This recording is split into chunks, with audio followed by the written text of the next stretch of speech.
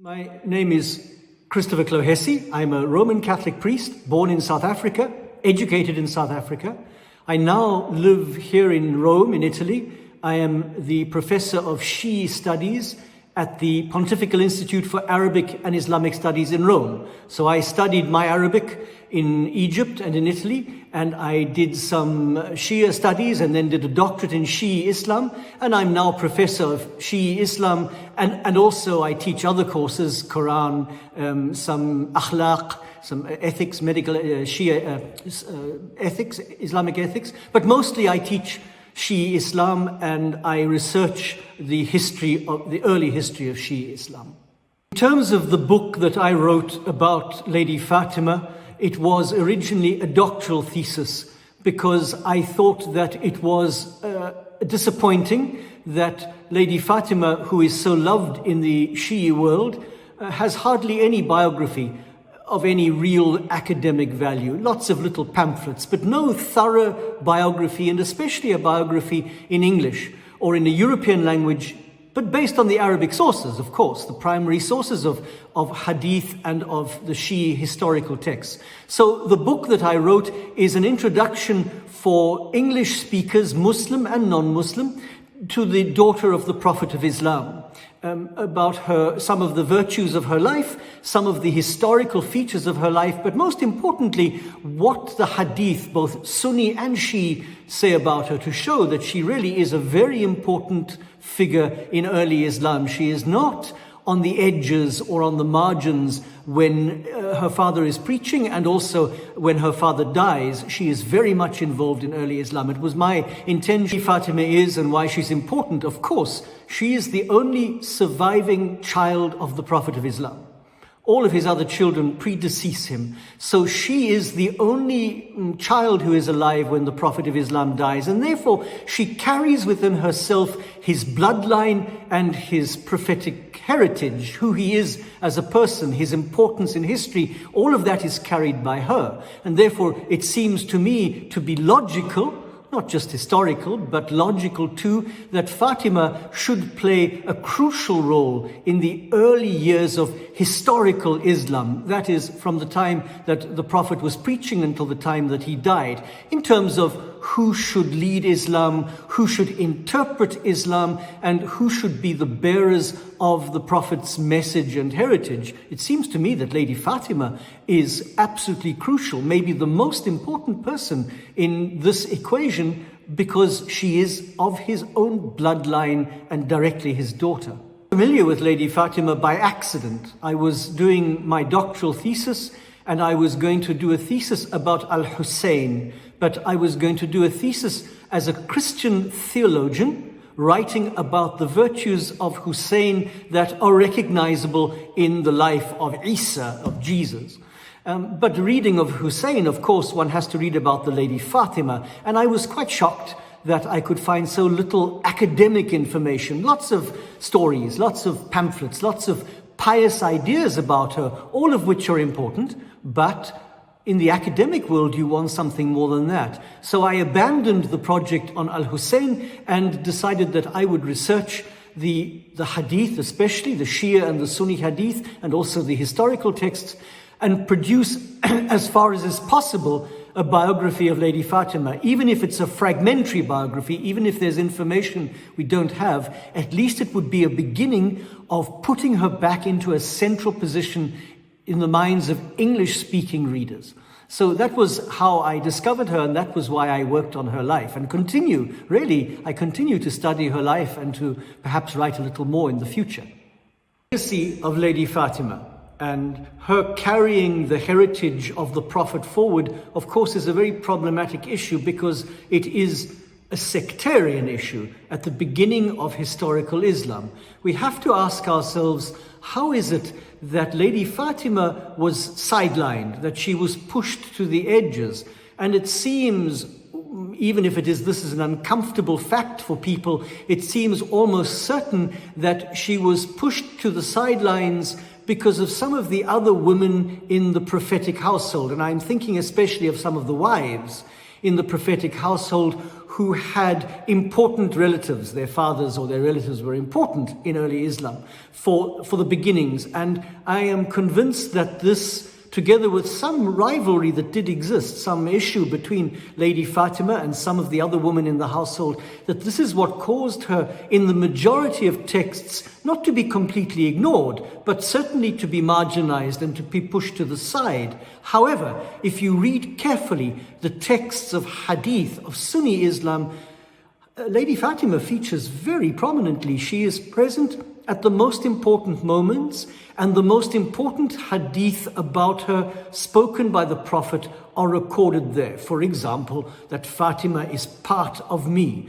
This is a very important hadith, but it's found quite clearly in all of the Sunni texts, as is the hadith that she is the mistress, the Saida of the woman of the worlds, of the woman of paradise. This hadith is found in most of the most important Sunni writers. So my aim was to show that even if she was marginalized by the historians and by the politicians, the texts of Islam contain a very, very strong personality in terms of Fatima, in terms of who she was.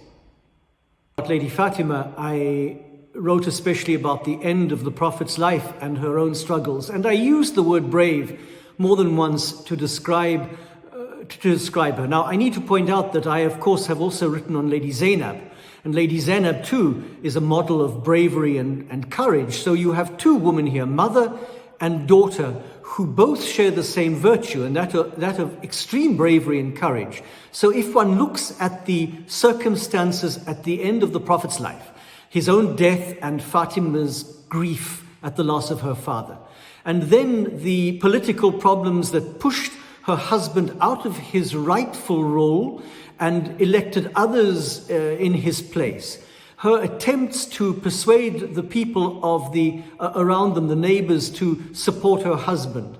Then, of course, the attack on the house, which is documented even in the Sunni texts, where at the very least Fatima was badly treated, Lady Fatima, by some of the prominent personalities of Islam, some of the future leaders of Islam.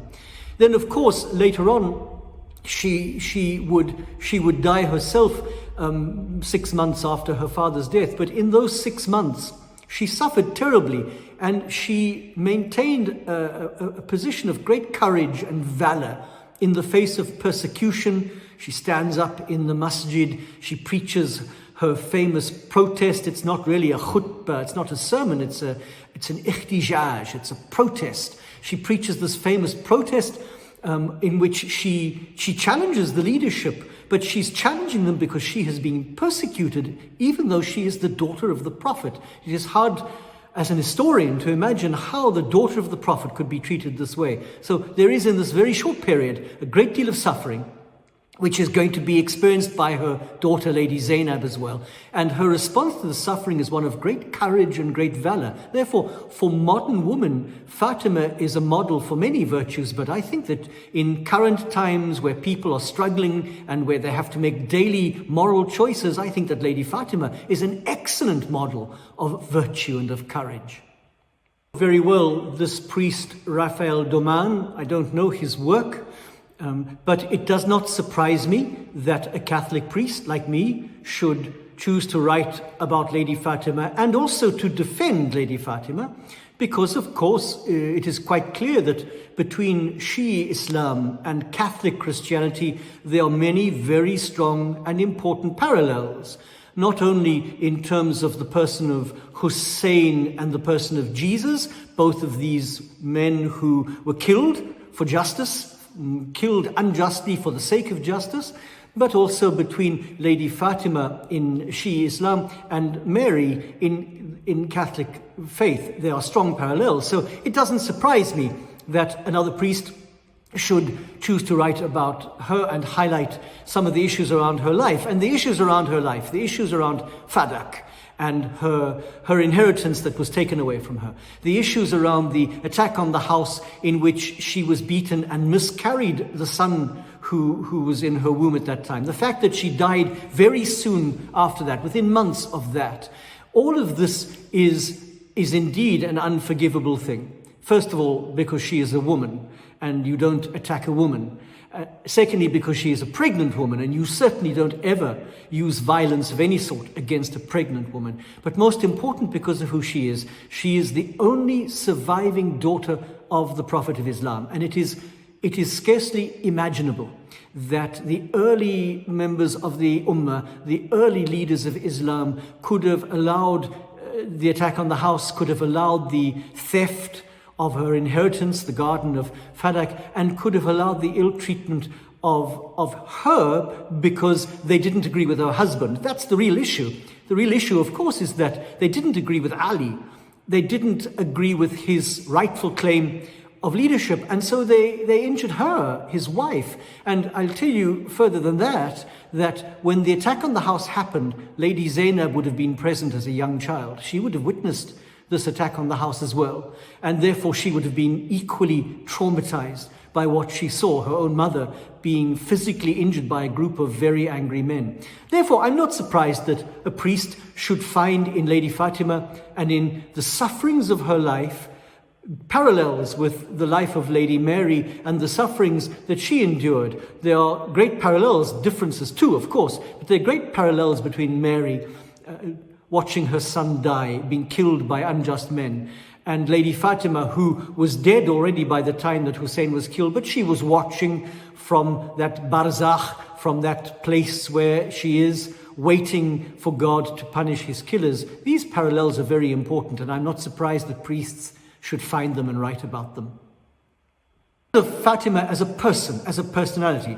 So I am never ashamed to say that I greatly love Fatima. I am devoted to her, having written about her and spent a great deal of my life studying her. I have great devotion to Lady Fatima and great sympathy for her sufferings and her sorrows as a mother and as a daughter.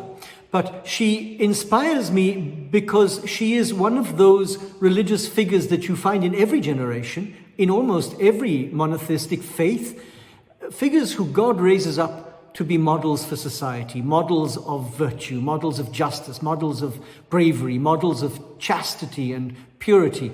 God raises up these people in every generation for us, for a world that has gone away from God. And for me, the thing that I love most about Lady Fatima is that she's a personality who is not trapped in one religion. She crosses all the boundaries of religion, all the boundaries of language, all the boundaries of culture, and she stands as a universal model for justice and for the courage to say what has to be said, even if saying what has to be said, speaking the truth, brings pain and brings suffering. She is a model for taking on leadership when leadership becomes unjust. And for a woman to do this is not because she has male virtues. Bravery is not a male virtue, it's a human virtue. She is a human being, but she is a perfect human being who has learnt these virtues from her father, from the household of the Prophet, and now exercises them. In that alone, she is a great model and a greatly attractive personality. About Lady Fatima, I decided to write on Lady Zainab. Now, when Lady Zainab was taken prisoner at the Battle of Karbala after the death of her brother, when the women and the surviving children were led away to Kufa, they passed the bodies of Al-Hussein and his companions. And Lady Zainab sings this beautiful lament for her dead brother, in which she addresses him as half of my heart. So I named the book about Lady Zainab Half of My Heart, and I often say to people, Fatima was the one half, Zainab is the other half. Now I am out of heart, really, to write about anybody else. But it was a beautiful lament, and it was the daughter of Lady Fatima exercising the same beautiful virtues as her mother, lamenting the loss of a hero and a martyr, but also with great faith in God, great trust that God will see justice done. So that is the origin of the half of my heart phrase, and it is the name of the book that I wrote on Lady Zainab.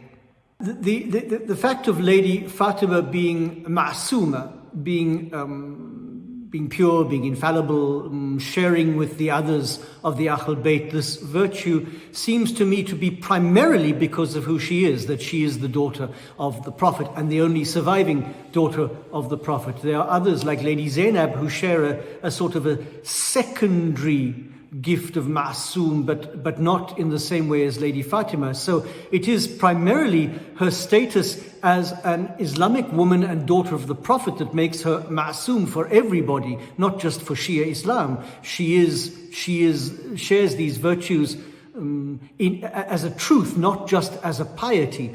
And therefore, even outside of Shia Islam, we recognize in her, and can easily recognize in her, the virtue of purity, of infallibility, however you want to translate ma'soom, because it is a difficult word to translate into English, depending on how you understand it. So it is primarily because she is the daughter of the Prophet, that she and belongs to the inner circle of the Ahl Bayt, that she shares this great virtue.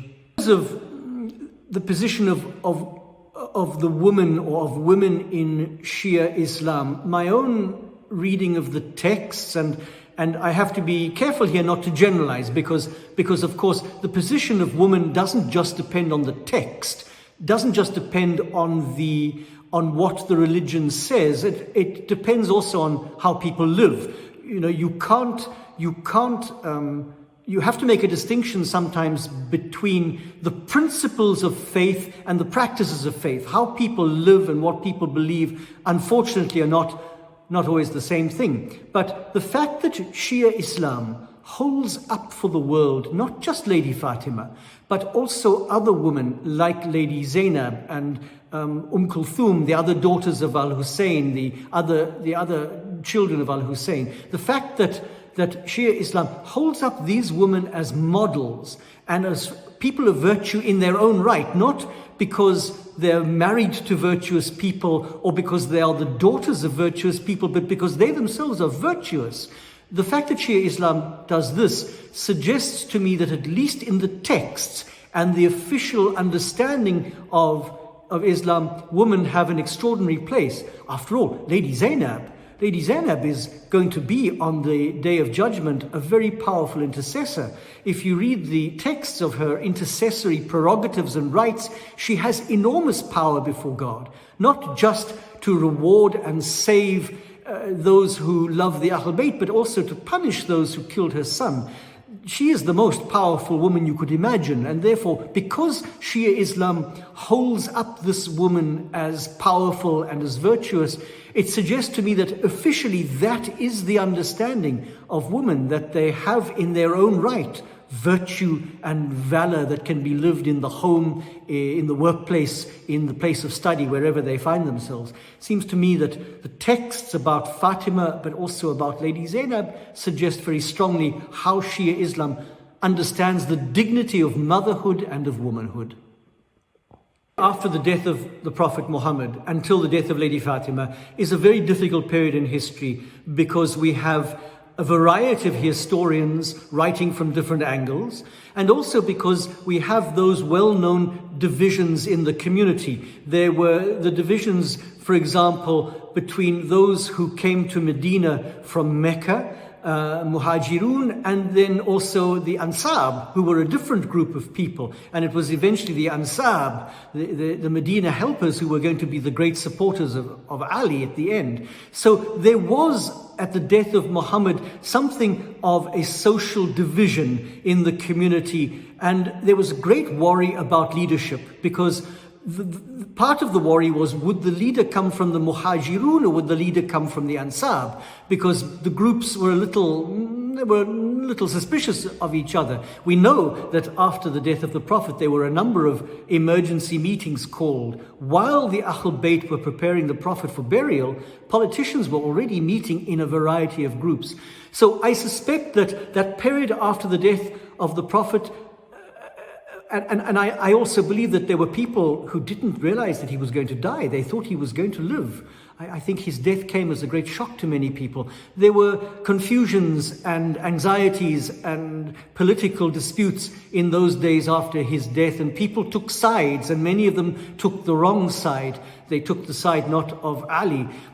It was later on that the texts of the Prophet insisting, as he did in his famous sermon, that Ali is the Mawla of whoever, I am the Mawla, Ali is the Mawla. That text, of course, came out later and quite strongly, and is found in many of the Sunni collections. But in those early days, I'm not sure that people knew what to do. And I think that many people just chose very, very badly. They weren't listening to logic or sense. They were panicking. I think there was a political and a spiritual vacuum, and they didn't know how to fill it or who was going to fill it. And they made some very bad choices. I think if you read some of the Sunni texts, even after the election of Abu Bakr, there's an admittance that maybe it was a mistake. Maybe it was done in a hurry. Even the Sunni texts admit this. So the history now that we have points quite clearly to what should have been done. But unfortunately in history, what is done and what should have been done is very often two different things. Of the attack on Lady Fatima, the physical attack. Now, obviously, as you know, this attack is more detailed in the Shi'i text than in the Sunni text, although the Sunni historians admit, like Tabari, for example, they admit that something happened, something bad happened, even if they don't give the details. Now, apparently, according to the text, this group came to demand the allegiance of Ali at his house, and voices were raised, and there was a threat against the house.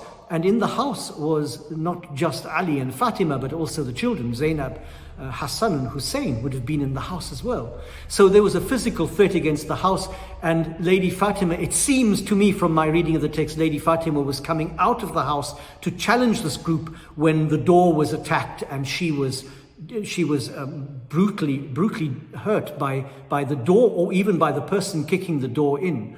The details are not always clear, but certainly whoever did that, whoever would attack a woman, and a young frail woman, because Fatima was quite a frail person, she suffered a great deal, but also the daughter of the Prophet who is pregnant.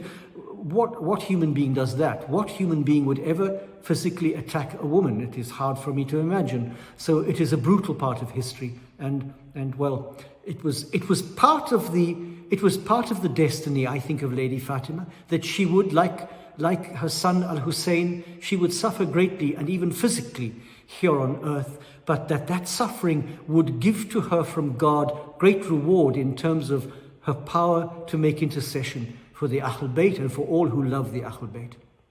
The story of the period after the death of the Prophet and the I don't want to say election, because Abu Bakr was not elected, he was simply proclaimed that he should take over.